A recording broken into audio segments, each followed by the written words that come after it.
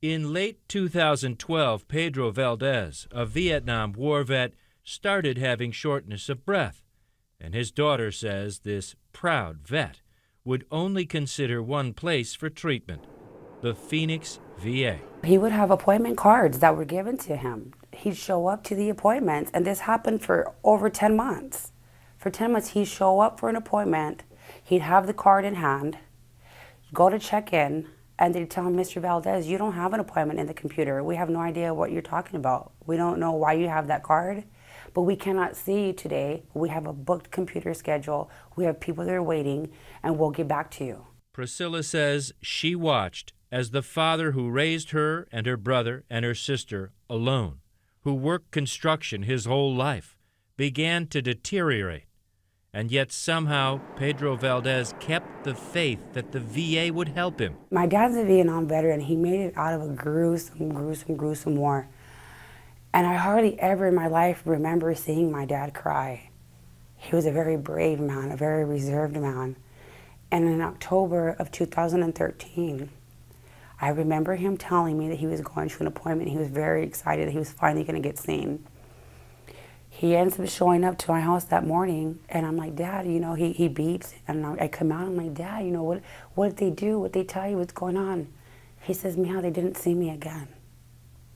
I don't understand. He goes, will you please go back with me and find out what's going on?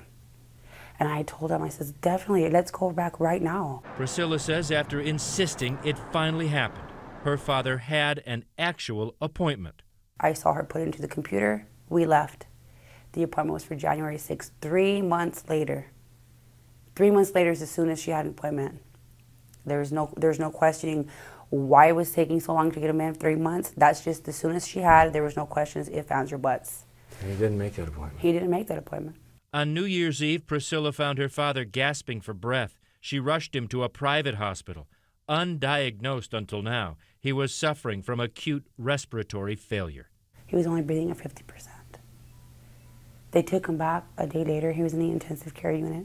He died 6 days later. The VA's Office of the Inspector General is now investigating allegations of secret waiting lists used to hide appointment delays, as well as the destruction of these lists at the Phoenix VA. Last week, the Inspector General updated Congress on the investigation. The initial list that we were given, we have gone through, and there are only 17 names on that list.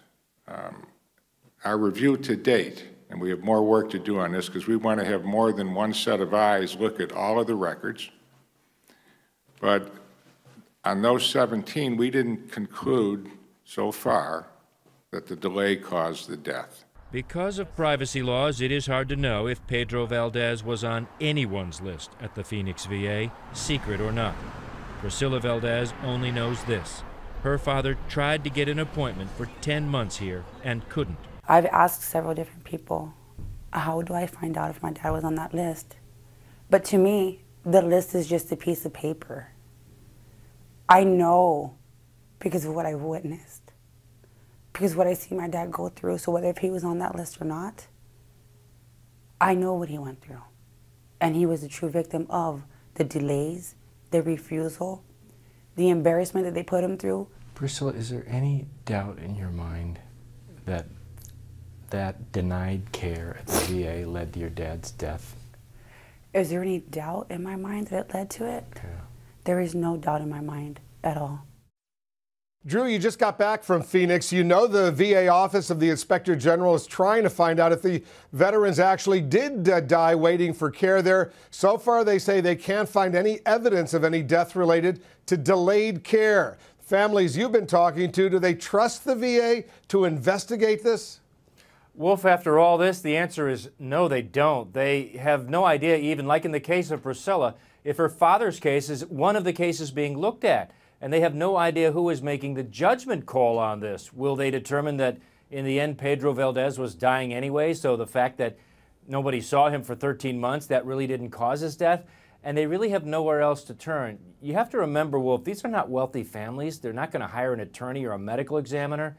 By and large, they were going to the VA because they really felt they had nowhere else to go. So do they trust the VA now or even the Inspector General? They don't, Wolf. They clearly, obviously don't. So do we know when the investigation will be over? It could be another 3 months, maybe August, before the final investigation is through. And keep in mind, there are currently 25 other VA facilities facing the same type of investigation. So it's going to be a while before we get any answers, believable or not, to these families, Wolf.